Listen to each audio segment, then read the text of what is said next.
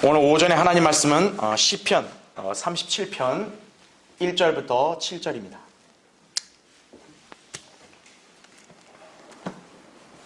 자, 교리적으로는 이제 이스라엘과 재림에 적용이 될 수 있겠지만, 그러나 이 말씀은 실제적으로 또 우리의 삶에도 충분히 교훈이 되고 또 도전받을 수 있는 말씀입니다.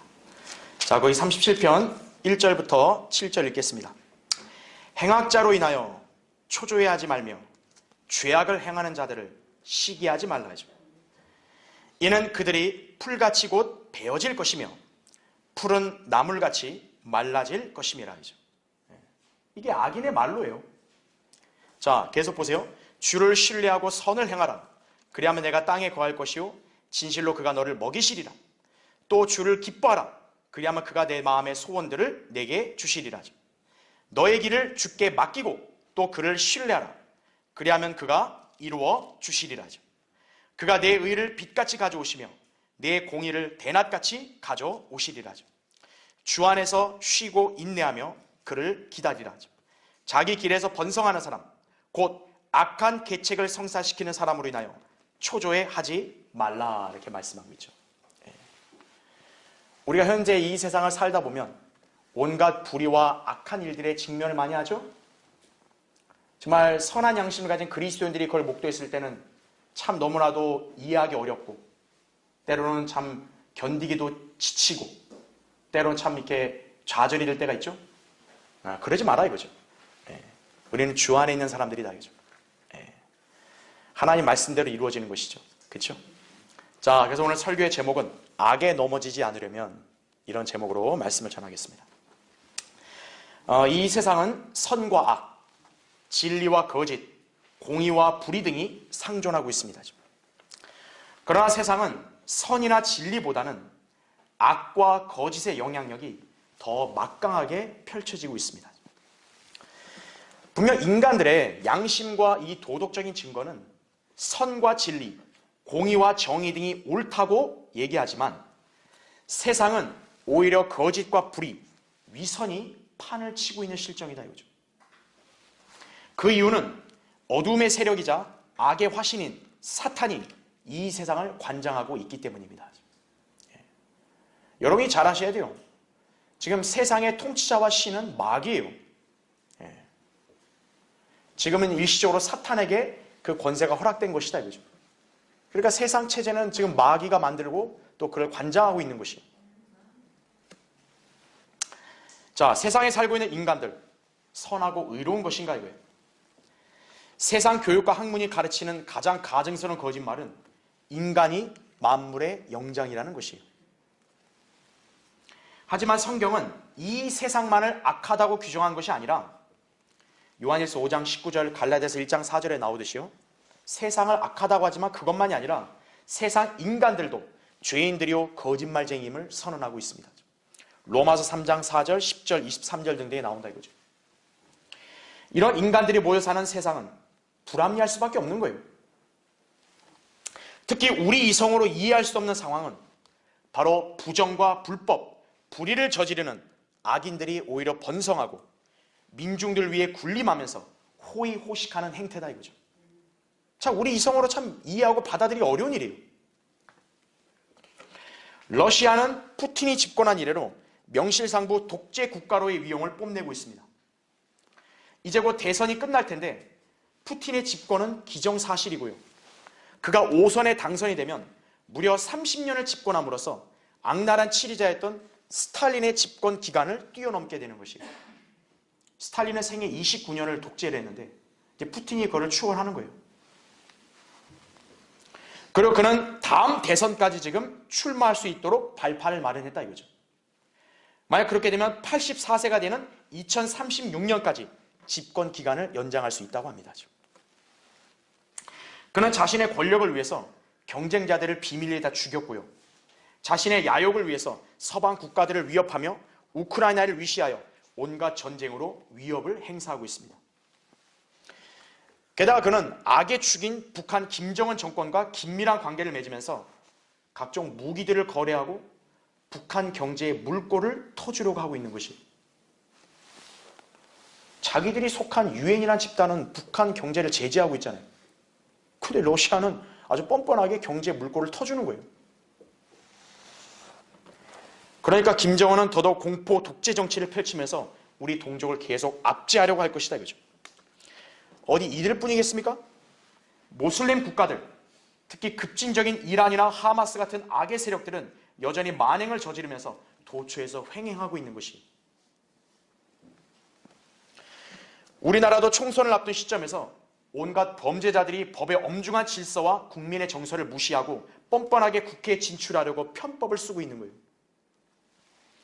이미 사법부에서 실형이 선고된 자들이 버젓이 정당을 만들어서 비례대표제를 악용하여 국회에 기생충처럼 끼어 들어가려고 시도하고 있는 거예요. 제1야당 대표라는 자는 지금 온갖 불법과 비리 의혹으로 재판을 받고 있는 와중에도 마치 아무렇지 않다는 듯 온갖 선거활동을 벌이면서 큰 소리를 치고 있는 실정이에요. 이 사람은 선거운동하면서 또 재판도 받아야 돼요. 참 기형적인 현상이죠. 게다가 반미운동, 국보법 위반 행위를 벌인 자들과 야합해서 그들이 정치판에 뛰어들 수 있도록 길을 터주고 있다 이거죠. 자유민주주의 법치국가라고 하면서도요, 전혀 정의와 공의의 질서가 지켜지지 않고 있습니다. 자, 이러한 작태에 관해서 성경은 이렇게 말씀합니다. 시편 12편 8절에는 지극히 비열한 사람들이 높임을 받는 때에 악인들이 도처에서 횡행하는도다 이거죠. 성경이 정확하게 이 현 세상을 직시해서 미리 하나님 말씀으로 기록한 것이, 이처럼 세상은 갈수록 정직하고 양심적으로 살려고 하는 선량한 자들이 피해를 당하는 반면 악하고 가증한 짓을 추구하는 자들이 떵떵거리며 사는 행태가 이제 보편화될 것입니다.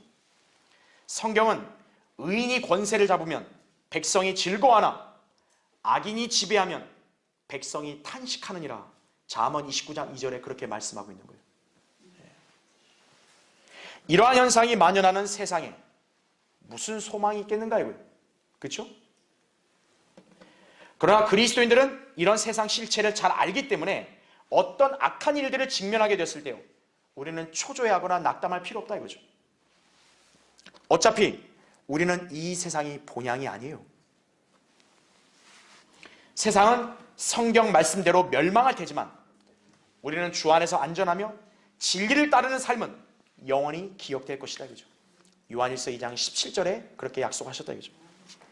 따라서 우리는 세상에 어떤 악이 닥쳐와도 절망하지 않고 주님을 온전히 신뢰하며 말씀을 굳게 믿음으로 살아가야 한다 이거죠. 그래야 우리가 넘어지지 않는 거예요. 오늘 본문은 이런 악한 일들을 목도했을 때 성도가 어떤 자세로 대처해야 될지를 말씀하고 있습니다. 이 세상은 결코 정의와 공의를 실현할 수 없습니다. 왜죠? 성경을 거부하기 때문에 그러는 거예요. 정의와 진리는 성경의 말씀대로 실행할 때 이루어지는 것이에요. 그리고 그 말씀대로 행하실 예수 그리스도께서 이제 곧 오실 것이다 이거죠.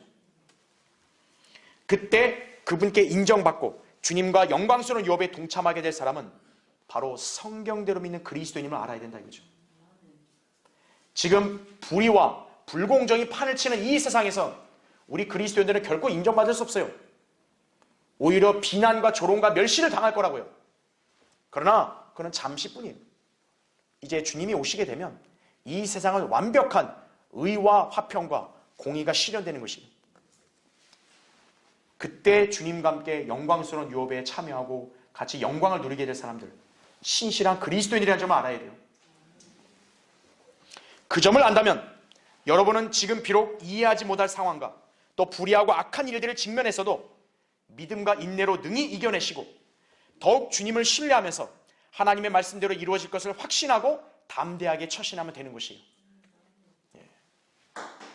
그래서 오늘 설교의 주제는 악한 일들을 직면했을 때 성도의 자세다 이거죠. 어떻게 해야 되는가 이거죠. 우리는 성경대로 의연하게 대처하는 것이, 그걸 여러분이 오늘 말씀을 통해서 잘 배우고 깨달아야 한다 이거죠. 자, 첫 번째요.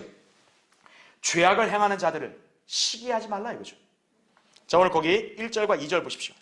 행악자로 인하여 초조해하지 말며 죄악을 행하는 자들을 시기하지 말라. 이는 그들이 풀같이 곧 베어질 것이며 푸른 나물같이 말라질 것임이라 말씀하죠. 자, 본문에서 다윗은 악인의 번성에 대한 의인의 초조함과 시기로 운을 떼고 있다 이거죠. 이것은 비단 다윗에게만 있던 궁금증이 아니라 온 인류의 관심사항이기도 하죠. 즉, 악인은 왜 즉각 끝장나지 않고 번성하냐 이거죠. 참 인류 역사에서 이거 너무나 의문사항이에요. 그렇죠? 보통 인간들은 의인은 잘되고 악인은 망한다는 관점을 지니고 있습니다. 그러나 인생을 보면 늘 그런 것은 아니었다 이거죠. 욥의 친구들은 이 점을 알지 못했기 때문에 고난받는 욥에게 찾아와서 염장을 지는 거예요. 너가 악하니까 그 모양이 된 거다. 친구들이 그렇게 정죄한 거라 이거죠. 그래서 욥은 그들을 향해 이렇게 반문했던 것입니다. 그러면 어찌하여 악인이 살고 늙도록 살며 정령 권력이 막강해지느냐 이거예요. 욥기 21장 7절에 기록되어 있다 이거죠. 대답을 해야죠 그러면. 그죠? 오늘날 그리스도인들 중에서도 이 점을 망각한 채 세상을 살다 보니 여러 가지 불의하고 불공정한 일들에 당했을 때 낙담하거나 초조해하는 일이 다반사다 이거죠. 왜 하나님을 믿는데도, 난 하나님을 사랑하고 하나님을 잘 믿으려고 했는데도 나의 바람은 이루어지지 않는가? 이 같은 의문이나 회의를 가져본 적이 있을지 모릅니다.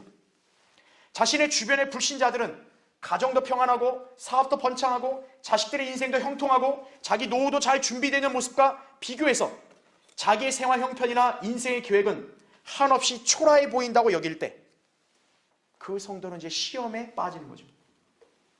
실족하기도 하는 거죠. 하나님을 믿는 게 무슨 의미가 있나? 이렇게 자기 스스로가 절망해버리죠. 자, 구원받지 않고 진리를 등한시한 채 교회만 다니는 교인들이야 그렇다고 쳐도 성경대로 믿는 그리스도인으로서 신실하게 믿음 생활을 했다고 자부했었는데 막상 자신의 생애만 너무 불공정하고 곤궁하다고 생각되면 점점 불안해지기 시작하죠. 또 초조해지죠. 심지어는 진리와 무관한 세상 죄인들을 시기하기도 하는 것이, 왜 저런 인간들은 저렇게 잘 되냐 이거예요. 왜 그리스도인들은 그런 말 하면 안 된다 이거죠. 성경은 우리에게 주의하라고 경고를 주고 있는 것이, 잠언 24장 1절에는 너는 악한 사람들을 시기하지 말며 그들과 함께 있는 것도 바라지 말지어다 이렇게 말씀하고 있는 거예요. 악한 사람들이 잘 되는 모습, 그거에 대해서 부러워해가지고 그런 걸 따라가지 마라 이거예요. 영적으로 무지한 자들은 예수 잘 믿으면 만사형통한다고 생각하죠. 반면에 예수 믿는데도 가난하거나 인생의 공경과 시련에 처하면 마치 저주받은 것으로 오해한다 이거죠. 이게 바로 은사주의식 사고방식이에요.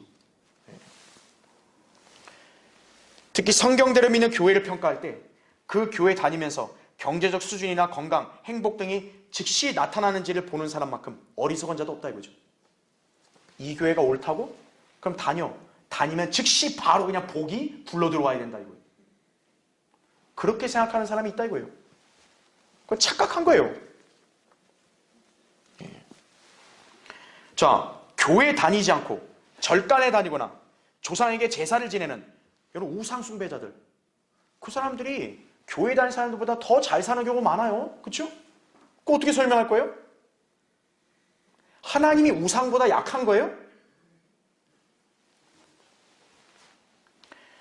하나님을 대적하고 성도들을 박해하는 자들, 번영하는 경우가 많다 이거죠. 그럼 이거 올바른 것인가 이거예요. 자, 우리 한번 성경적인 답을 찾아보겠습니다. 시편 73편 보세요. 73편 거기 2절부터 일단 한번 읽겠습니다. 보세요. 그러나 나로 말하면 내 발은 거의 실족할 뻔하였고 내 걸음은 미끄러질 뻔하였으니, 이렇게 나오죠. 자기 스스로가 지금 이 시편 기자는 나는 실족할 뻔했다 이거예요. 자, 왜 그런가? 3절 보세요. 이는 내가 뭐를 보았을 때요? 악인의 번영을 보았을 때 어리석은 자를 시기하였음이니이다 이거죠. 그들은 죽을 때에도 고통이 없고 그들의 힘은 강건하며 다른 사람들처럼 고난에 처하지도 아니하고 다른 사람들 같이 재앙을 당하지도 아니하기 때문이다 이거죠. 여러분, 이 대목에 대해서 어떻게 생각하세요? 하나님을 잘 믿는 사람은 이렇게 고통스럽게 사는 경우가 많은데 하나님과 완전 무관하게 사는 사람들은 사는 것도 평안하고 죽는 것도 이렇게 평안하게 죽고 이런 거 어떻게 할 거냐 이거죠. 그러나 악한 죄인들의 번영과 행복, 이것은 영원할까 영원하지 않을까요? 영원하지 않다 이거예요. 잠깐뿐이에요. 왜냐하면 세상은 곧 사라져 없어져 버릴 것이기 때문에 그런 것이에요. 고린도서 7장 31절과 요한일서 2장 17절에는 세상은 잠깐 있다 사라지는 거예요. 그 잠깐 있는 세상 속에서 그냥 잠깐 반짝 그렇게 안전하게 산 것뿐이에요. 하나님을 거부하고 진리에 무지한 죄인들의 종말은 뭘까요? 파멸이다 이거죠.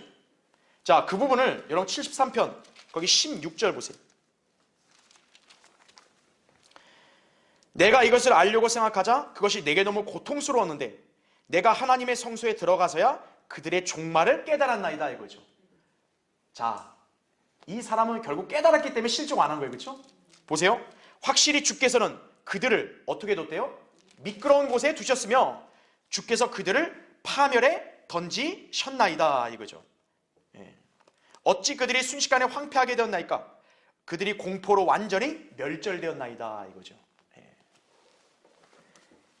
주님이 심판 행하러 이 땅에 오시기 전에는 그들이 안전할지 몰라요. 그러나 종국에는 그들은 파멸이에요.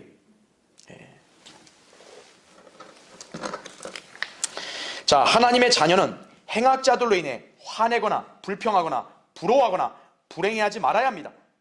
죄악을 행하는 자들은 굳게 서지 못해요. 그들은 베어질 것이고 베어지기 전에 먼저 시들어버릴 것이다 이거죠. 굳건하게 서는 것은 하나님 말씀밖에 없어요. 이 땅에서는. 그렇죠? 하나님 말씀에 이 땅에 현존하는 그 어떤 인간도 영원히 굳건하지 않아요. 다 시들어져 버리고 말라져 버리고 종구에 끝나는 것이에요. 여러분이 하나님 말씀을 읽고 거듭났으며 이 말씀을 실행하고 있다면 영원히 남는 거예요. 누가 승자죠? 마지막에 남는 사람이 승자 아니에요. 그렇죠? 우리 그리스도인들이다 이거죠. 베드로전서 1장 24절 25절에는 모든 육체는 풀과 같고 사람의 모든 영광은 풀의 꽃과 같으며 풀은 마르고 꽃은 져도 주의 말씀은 영원토록 남아있음이라. 이것이 너희에게 복음으로 전해진 말씀이니라. 복음으로 전해진 말씀을 받아들였습니까? 네, 영원히 사는 거예요. 저 사람들 잠깐 편하게 살겠죠. 그러나 결국 숨 거두는 거예요. 그 사후의 생은 보장 있어요 없어요? 보장 없어요. 세상의 정욕 모두 사라진다 이거죠.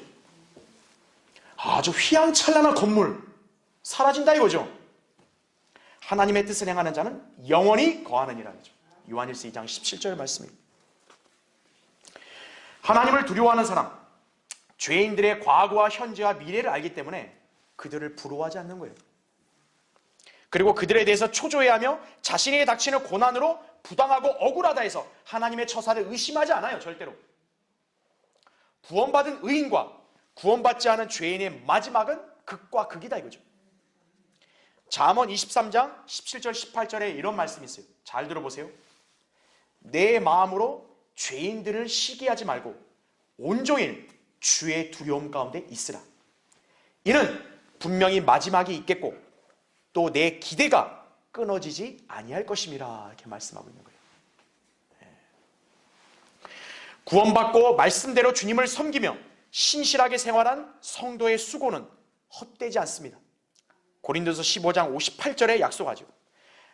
여러분이 주님을 위한 수고와 노력을 했을 때 필히 영원한 생명을 마음껏 누리면서 그분께서 주시는 영광을 누리게 될 것이다 이거죠. 그러나 예수 그리스도의 복음을 거절하고 하나님을 알지 못하는 죄인은 잠깐은 이렇게 편안할지 모르나 이제 어느 순간 불못에 던져져 영원 무궁토록 고통을 받을 것이다 이거죠. 그들의 종말이에요. 그들의 종말은 멸망이고 우리는 영원한 생명을 향유하며 산다 이거죠. 데살로니가서 1장 8절 9절을 잘 기억해야겠죠. 이 진리를 믿는다면 여러분이 현 세상의 죄인들을 부러워할 이유 있겠어요? 떵떵거리고 사는 사람들 부러우세요? 그럴 필요 없다 이거죠. 우리는 초조해할 필요 없는 거예요. 왜 우리 생은 이렇게 좋지 않습니까? 그렇게 불평할 필요 없다 이거죠. 하나님께로부터 생을 보장받은 그러한 성도이기 때문에 그런 것이. 자, 악한 일들을 직면했을 때 성도의 자세. 두 번째로, 주를 신뢰하고 그분을 기뻐하라 이거예요. 자, 여러분 다시 시편 37편 3절부터 6절을 보겠습니다. 주를 신뢰하고 선을 행하라. 그리하면 내가 땅에 거할 것이요 진실로 그가 너를 먹이시리라. 또 주를 기뻐하라. 그리하면 그가 내 마음의 소원들을 내게 주시리라. 너의 길을 주께 맡기고 또 그를 신뢰하라. 그리하면 그가 이루어 주시리라. 그가 내 의를 빛같이 가져오시며 내 공의를 대낮같이 가져오시리라 이거죠. 본문은 주님께서 의인이 고난을 당할 때 어떻게 해야 하는가를 알려주고 있다 이거죠. 오늘날 이 세상이 불의와 비진리가 만연하여 온갖 죄인들이 넘쳐나고 있는 이유는 하나님을 두려워하지 않고 하나님을 신뢰하지 않기 때문에 그런 것이에요. 하나님을 두려워하지 않는 사람들은 특징이 뭔가요? 사람을 두려워하게 돼 있는 거예요. 하나님을 신뢰하지 않는 사람들은 사람을 신뢰하지 않아요. 사람을 신뢰하는 것이. 그런데 여러분, 인간이 어떤 존재입니까? 예레미야 17장 9절에 따르면 마음이 악하고 거짓으로 가득 차 있다고 말씀하고 있는 거예요. 그런 인간들이 서로의 이익을 위해서 연합을 하지만요, 자신의 유익을 추구하다 보니 그 안에 온갖 위선과 부정과 사기 등이 일어나게 되는 것이. 그래서 세상 인간들은 이익을 위해서 화합하는 척하지만 이익이 어그러지면 금세 돌아서게 되는 것이. 우린 정치판에서 그런 작태를 너무 잘 보고 있는 거예요. 심지어는 적대관계로 돌변하는 것이다 이거죠. 자, 예수님의 초림 때 바리새인들과 사두개인들, 정치적으로도 교리적으로도 완전히 상반된 집단이었습니다. 이들은 마치 오늘날 여야처럼 대립하는 관계였어요. 그래서 바리새인과 사두개인들은 서로 왼수예요. 그런데 희한한 것은 유독 예수님을 대적하는 일에 있어서는 서로가 잘 연합이 되는 거예요. 이들뿐만 아니라 유대의 총독 빌라도와 그 다음에 헤롯 왕도 전에는 서로 적대 관계였는데 예수님을 대적하는 그날은 서로 친구가 되었다고 누가복음 23장 12절에 그렇게 말씀하고 있다 이거죠. 이와 마찬가지로 오늘날 배교한 교계는 성경대로 믿는 우리 그리스도인들을 대적하며 이단으로 매도하고 있죠. 그런 자들의 세력이 어때요? 엄청 크죠? 왜 클까요? 연합이 잘 되는 거예요. 왜 연합이 잘 될까요? 진리를 대적하는 공통의 목표가 있으니까요. 교파, 교단을 다 초월하는 거예요.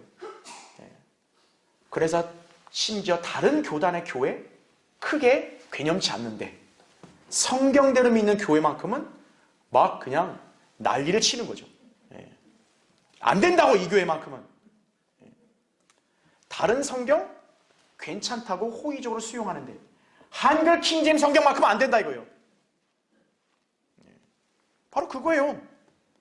진리를 대적하는 이 비진리의 그런 세력들은 여러분 잘 융화된다는 거 아셔야 돼요. 특히 우리 성경대로 믿는 교회들과 한글 킹제임 성경을 대적하는 배교자들 역시 과거에는 서로 으렁거린 사이였음에도 우리를 대적하는 일에 있어서는 희한하게 잘 화합되는 모습을 발견하게 됩니다. 왜 그런 일이 벌어지는가 하죠. 우리가 진리를 따라 실행하고 있고 그들은 반대편에 있기 때문에 그러는 거예요. 반대편에 있으면 서로 자기들의 교리와 사상이 안 맞아도 서로 잘 결집이 되는 거예요. 공통된 목적이 생기거든요. 한글 킹제임 성경과 성경대로 믿는 신앙과 진리를 대적하라. 여기는 공통점이 다 서는 거예요. 자, 과연 그런 연합 세력에 있는 자들 신뢰관계가 여러분 얼마나 지속될 것 같으세요? 우린 정치판 잘 보죠? 공동의 목표, 그렇죠? 현 정권을 이렇게 타도하는 일에서 잘 화합되죠? 그런데 어느 순간 어때요? 다 나중에 다 아스라지죠? 마찬가지예요. 진리를 대적하는 자들의 세력, 그들의 신뢰관계는 순간이에요. 어느 순간 지나면 자기들끼리 으르렁거리고 또 다시 갈라서는 거예요. 그게 인간들의 모임이라는 걸 아셔야 돼요. 자, 예수님께서는 누가복음 12장 52절에 내가 땅에 화평을 주러 왔다고 생각하느냐? 내가 너희에게 말하노니 아니라 오히려 분쟁케 하러 왔노라. 그렇게 말씀하셨다 이거죠. 왜일까요? 진리인 칼이 들어가면 어때요? 그 진리로 인해서 비진리와 진리가 나눠지기 때문에 그러는 거예요. 그러면서 비진리에 서 있는 자들은 진리에 편한 성도들을 대적하는 것이다 이거죠. 여기에 하나님을 두려워하지 않는 사람들은 사람을 두려워함에 따라서 그런 세력들의 위세에 이끌려 다니는 거예요. 그게 오늘날 민주주의의 폐해라는 걸 아셔야 됩니다. 여러분, 인간들이 만든 민주주의는 뭡니까? 다수가 이기는 거 아니에요? 그러니까 소위 그런 다수를 확보하기 위해서 온갖 계략을 꾸며대고 또 여러 가지 그런 작당을 펼치는 거예요. 그래서 그런 세력이 커 보이면 어떤 거예요? 고스란히 거기에 따라가는 거예요. 인간은 그렇게 되는 거예요.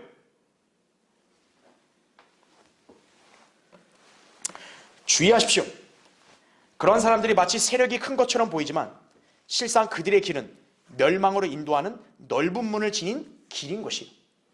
반면에 성경대로 믿는 우리의 길은 좁지만 생명으로 인도하는 좁은 문을 가진 길이라는 점이에요. 마태복음 7장 13절 14절 말씀에 나온다 이거죠. 우리는 사람이 아닌 주님을 신뢰해야 한다 이거죠.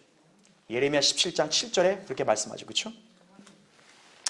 자, 우린 이 외에도 악한 세상의 불합리한 이치나 자신의 믿음을 약화시키는 요인들에 대해 흔들리거나 쓰러지지 않아야 합니다. 이를 위해 본문 말씀을 늘 상고해야 합니다. 주님을 신뢰하라 이거죠. 주님으로 기뻐하라 이거죠. 주님께 모든 것을 맡기라 이거죠. 여러분이 그렇게 살고 있다면 진리 안에 온전히 서 있는 것이, 여러분은 온갖 불의와 비진리가 여러분을 위협한다 할지라도 여러분은 넘어지지 않고 굳게 설 수 있는 것이. 자, 한번 살펴보겠습니다. 첫 번째는 3절에 말씀한 대로 주를 신뢰하고 선을 행하라 이렇게 얘기하죠. 주님을 신뢰한다는 것은 곧 주님께 의지하고 주님을 믿으며 그분의 약속에 신실하심을 전혀 의심하지 않는 것입니다. 이것이 마음으로부터 오는 신뢰예요. 이런 자세를 가진 성도라면 주님 명령에 따라 선을 행해야 한다 이거죠. 비록 그 결과가 당장 나타나지 않는다고 해도 선을 행하는 믿음의 생활을 지속해야 하는 것이다 이거죠. 여러분은 정의를 굳게 붙들어야 돼요. 진리의 말씀을 온전히 믿고 이 말씀이 지금 세상에서 그렇게 환대를 못 받아도 우린 진리를 따라 행해야 된다 이거죠. 갈라디아서 6장 9절에 이런 말씀이 있죠. 선을 행하다가 낙심하지 말지니 쓰러지지 아니하면 때가 되어 거두리라 이거죠. 당장에 여러분이 원하는 결과가 나타나지 않는다 해서 낙심하지 마라 이거죠. 하나님의 법칙은 선을 행했으면 반드시 때가 돼서 거두게 된다 이거죠. 자, 두 번째, 주님을 신뢰하는 성도라면 한 단계 더 나아가서 그분을 기뻐할 수 있어야 합니다. 오늘 본문 4절에 보면 그런 말씀 나오죠. 주를 어떻게 하래요? 기뻐하라 이죠. 그리하면 그가 내 마음의 소원들을 이루어 주시리라 이거죠. 자신에게 불리한 처사가 내려졌거나 또는 내 생에 어떤 고통과 손해를 당했다 할지라도 항상 기뻐하라는 명령에 순종할 수 있어야죠. 데살로니가전서 5장 16절에 짧은 명령이죠. 항상 기뻐하라 이거예요. 그러면 주님께서는 그런 성도의 마음의 소원들을 이루어 주실 것이다 이거죠. 자신의 기도가 응답을 받기 원한다면 주님과 진리의 말씀으로 인해 기뻐할 수 있어야 한다 이거죠. 빌립보서 4장 4절부터 6절에 이런 말씀이 있죠. 주 안에서 항상 기뻐하라. 내가 다시 말하노니 기뻐하라 이죠. 너희의 절제가 모든 사람에게 알려지게 하라. 주께서 가까우시니라 이죠. 아무것도 염려하지 말고 다만 모든 일에 기도와 간구로 너희의 구하는 것들을 감사함으로 하나님께 알려지게 하라 이죠. 이게 6절이죠. 그 다음 7절에 무슨 말씀이 있어요? 그러면 모든 지각을 초월하시는 하나님의 평강이 그리스도 예수 안에서 너의 마음과 생각을 지키시리라 이거죠. 이게 주님을 기뻐하는 성도의 자세예요. 주님께서 그런 성도의 그런 요청, 부르짖음 응답하신다 이거예요. 그걸 안다면 우리는 주님을 기뻐하는 거예요. 세 번째는 주님을 신뢰하는 성도는 자신을 인정하지 않고 모든 길에서 주님을 인정하는 삶을 살게 됩니다. 잠언 3장 5절 6절에도 그런 말씀이 있는 거죠. 그렇죠? 예. 오늘 본문 5절에도 너의 길을 어떻게 하래요? 주께 맡기고 그를 신뢰하라 이거죠. 이게 진정한 신뢰예요. 자신의 지혜나 능력을 의지하지 말고 주님께 모든 것을 맡기는 거예요. 그러면 그런 성도의 생각은 혼란스럽지 않게 되는 거예요. 잠언 16장 3절에 너의 일들을 주께 맡기라. 그리하면 너의 생각들이 바로 서리라. 이렇게 약속하셨다 이거죠. 여러분이 자꾸 근심하고 염려하고 여러분 생각을 붙들고 있으면 불안하고 괴롭고 그리고 어때요? 초조하고 그리고 늘 근심과 염려가 가득할 수밖에 없는 거예요. 맨날 한숨만 쉬는 거예요. 그런 사람은. 주님을 신뢰하는 성도의 자세는 염려와 근심으로 가득 차 있는 게 아니에요. 평안해야죠. 평안하려면 어떻게 해야 돼요? 하나님께 맡기라 이거죠. 베드로전서 5장 7절에도 너희의 염려를 다 하나님께 맡기라. 이는 그분께서 너희를 돌보심이니라 하죠. 여러분 이 말씀 믿으세요? 과연 믿고 살고 있는지 아니면 지금 믿는 것 같이 내가 오해하고 있는지 잘 살펴봐야 돼요. 여러분 그리스도인이 되어 이렇게 진리의 말씀을 믿고 생활하니 오늘 얼마나 행복한 것이. 이 세상에서 온갖 악한 일들이 직면하고 악이 나에게 찾아왔어도 나는 흔들리지 않고 넘어지지 않는다 이거죠. 주님은 세상을 살면서 성도가 악한 일들, 부당한 처사를 당할 때, 또 인생의 시련과 고난으로 어려울 때 그분을 신뢰하면 이처럼 긍정적인 결과들을 약속하신 것이다 이거죠. 주님은 이 말씀들로 우리의 기운을 북돋워 주시고 격려해 주시는 것이 우리는 쓰러지지 않고 늘 서 있어야 한다 이거죠. 자, 악한 일들을 직면했을 때 성도의 자세 세 번째로 주 안에서 쉬고 인내하며 그를 기다리라 이거예요. 자, 오늘 본문 7절을 보세요. 주 안에서 쉬고 인내하며 그를 기다리라. 자기 길에서 번성하는 사람 곧 악한 계책을 성사시키는 사람으로 인하여 초조해하지 말라 이거죠. 여러분 초조하거나 불안한 사람들의 특징은요 항상 피곤해요. 그리고 성급해요. 그리고 여유가 없어요. 그러니까 여러분 자신 한번 잘 점검해 보세요. 여러분 상태가 지금 그러면 지금 여러분은 지금 초조하고 불안에 사로잡혀 있는 거예요. 자, 이런 사람들은 어떻게든 자신들이 원하는 결과를 얻기 위해서 항상 부산하고 그들 스스로가 직접 손을 쓰거나 해결하지 않게 되면 불안해서 잠을 이루지 못하는 거예요. 그래서 이런 사람들을 보면 때론 정신이 없고 보는 사람도 불안과 초조함을 느끼기까지 하는 거예요. 옆에서 볼 때 불안한 거죠. 아, 저 사람 왜 그럴까? 무엇보다 이런 사람들 안에는 확신이나 담대함이 없어요. 그러나 말씀을 믿고 주님을 온전히 신뢰하는 성도는 평안하고 신중하며 여유가 넘친다 이거죠. 왜일까요? 자기가 앞서서 무엇인가를 하지 않고 주님을 기다리고 그분의 뜻에 순종하여 나아가기 때문에 그런 것이에요. 하나님을 앞서가지 않는 사람은 여유가 있어요. 근데 하나님을 앞서가려고 하는 사람들이 있어요. 자기가 뭘 다 해보려고. 그런 사람은 여유가 없는 거예요. 그리스도인은 주님을 앞서가는 거 아니에요. 자기가 다 해놓고 하나님 해주세요 이게 아니에요. 주님을 따르는 종이다 이거죠. 우리가 먼저 예단하지 않아요. 주님의 뜻을 묻는 거예요. 주님께서 어떤 뜻을 비춰주면 우리는 그대로 순종하고 가는 것이에요. 그러면 실패가 없는 거예요. 그 사람은요. 우리 인생에는 우리 스스로가 해야 될 일들도 있고 주님께 속한 일들도 있습니다. 이것을 잘 구분할 줄 아는 성도가 성숙한 것이에요. 영적으로 어린 그리스도인들 중에서는 주님의 영역에 속한 일들을 자신이 처리하려고 하니까 그것들이 감당이 안 돼서 불안하거나 낙담하는 것이죠. 자신의 지혜나 능력으로 야단법석을 떨면서 앞서가려는 성도, 낭패를 당할 수도 있는 거예요. 따라서 그리스도인은 신중하게 주님을 신뢰하고 그분의 인도하심을 믿으며 그분을 기다리면 되는 것이에요. 시편 27편 14절에 너는 주를 기다리라, 담대하라. 그리하면 그가 내 마음에 힘을 주시리라. 내가 다시 말하노니 주를 기다리라 이거죠. 뭔가 여러분이 확신이 들지 않는 그러한 지금 상황이 있으세요? 그럼 여러분 그걸로 불안해하고 초조해하지 마세요. 주님을 기다리라 이거죠. 그리고 주님께 구하라 이거죠. 자, 성도가 제일 견디기 어려운 것이 뭘까요?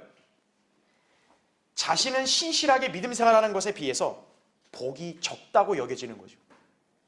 반면에 하나님을 부인하고 오히려 진리를 대적하는 무리들이 번성하는 것을 목도할 때 참 견디기 어려운 거예요. 그럼 난 도대체 어떻게 살아야 되냐 이거죠. 그렇죠? 우리는 보통 이런 자들이 잘 되지 못할 것을 알고 있어요. 그렇죠? 우리는 다 알잖아요. 하나님을 두려워하고 진리를 따르는 성도들이 잘 되는 것이고 하나님의 말씀을 거역하고 자기 멋대로 사는 사람들은 보장이 없는 거 알잖아요. 근데 정작 우리 생각대로 인생이 그렇게 전개가 안 된다고 여겨지니까 견디기 어려운 거죠. 그들에게 왜 속히 징계나 형벌이 가해지지 않는가 이거예요. 이것 때문에 많은 사람들이 하나님을 믿으려고 했다가도 실족해버린 이유다 이거죠. 근데 그건 자기 착각이에요. 하나님의 처사에는 한치의 오차도 없어요. 흐트러짐도 없어요. 자, 한번 찾아볼까요? 전도서 8장 한번 보십시오. 여러분, 전도서를 기록한 저자는 인류 역사에서요 가장 지혜롭고 총명한 사람이에요. 이 사람이 인생을 철저하게 탐구하면서 전도서를 기록한 거예요. 자, 보세요. 8장 11절. 악한 일에 대한 징벌이 속히 집행되지 않으므로 사람들의 아들들의 마음이 그들 안에서 악을 행하기로 완전히 정해졌도다 이거죠. 뻔뻔하게 범죄를 저지르면서 정치판 나오는 인간들 있잖아요. 거리낌 없는 거죠. 왜? 내가 이런 짓 했는데 아무 일 없네? 잘 되고 있네? 이거죠. 선량한 사람들이 그걸 봤을 때는 견디기 어려운 거예요. 악한 일에 대한 징벌은 속히 집행돼야 마땅하다 이거잖아요. 우리의 보통 상식은. 그렇죠? 근데 정작 세상 이치는 그런 일들이 아니라는 거예요. 그러니까 사람들의 아들들이 어때요?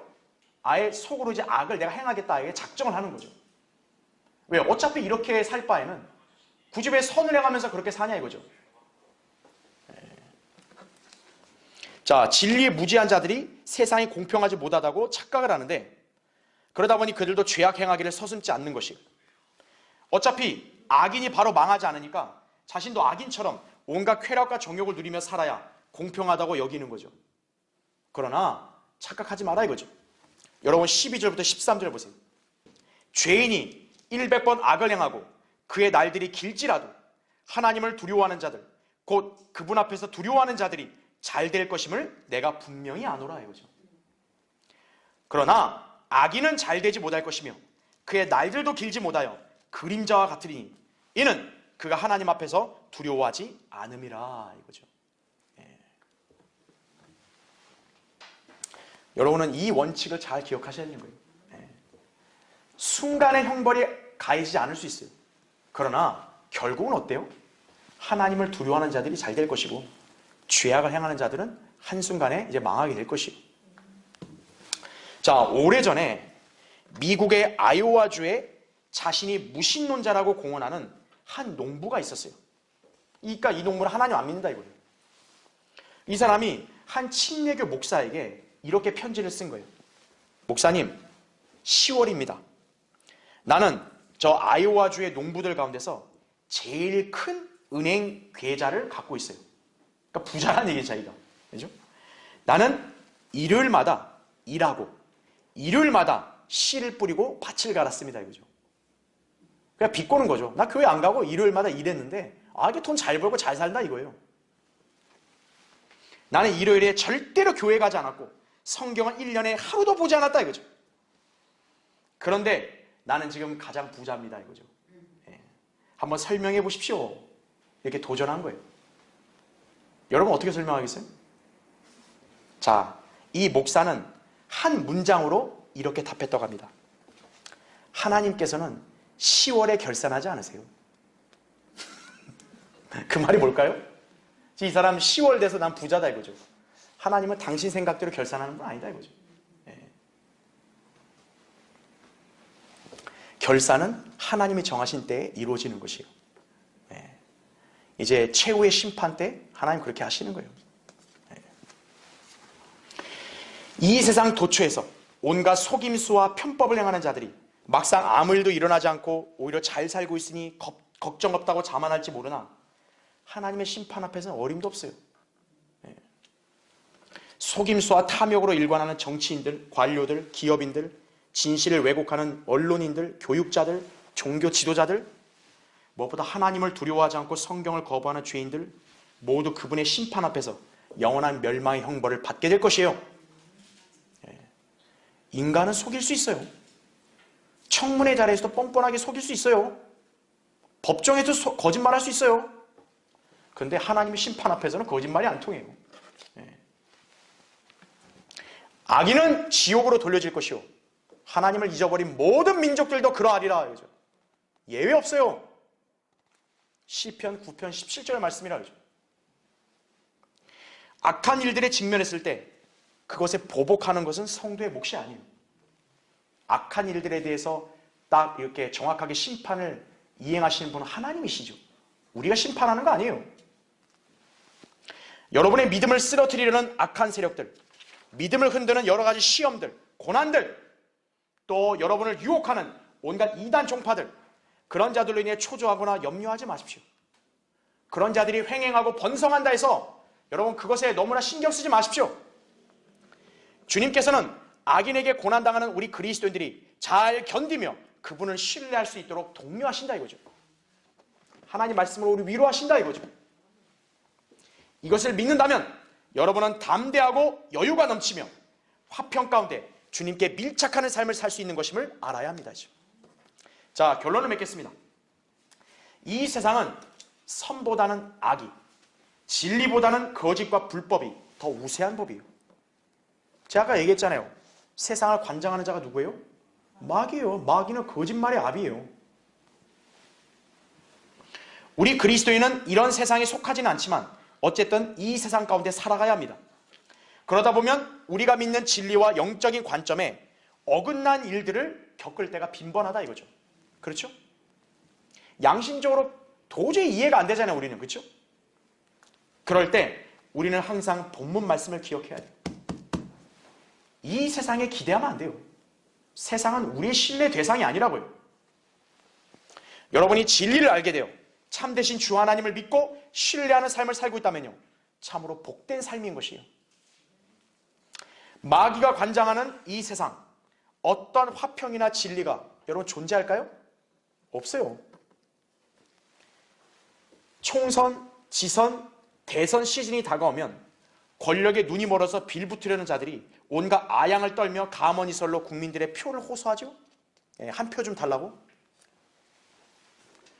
그러나 과연 인류 역사가 흐르면서 인간들이 통치하는 세상 정부나 국가에 여러분 진정한 화평과 복이 임했던 적이 있습니까? 없어요.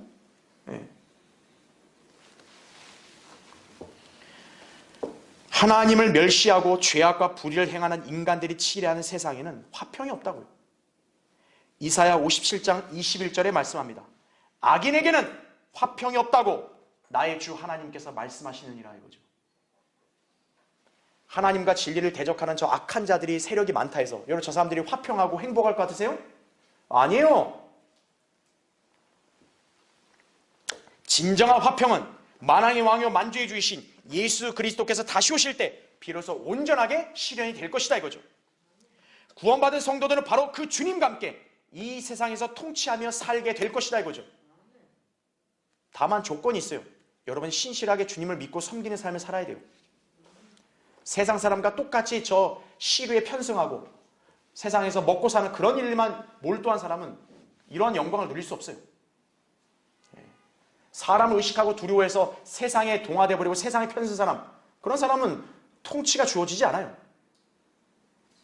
그러나 그런 시류에 편승하지 않고 그런 사람 두려워하지 않고 우리가 주님만 바라보고 이 진리 안에서 여러분이 주님을 섬기잖아요.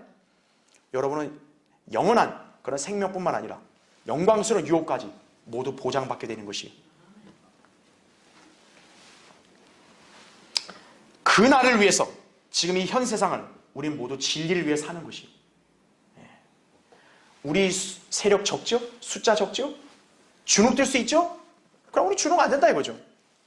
우리는 앞으로 다가올 영광스러운 날을 바라보기 때문에 그런 것이에요. 우리 그리스도인들은 세상의 비참한 종말을 이미 성경 예언을 통해 꿰뚫고 있어요.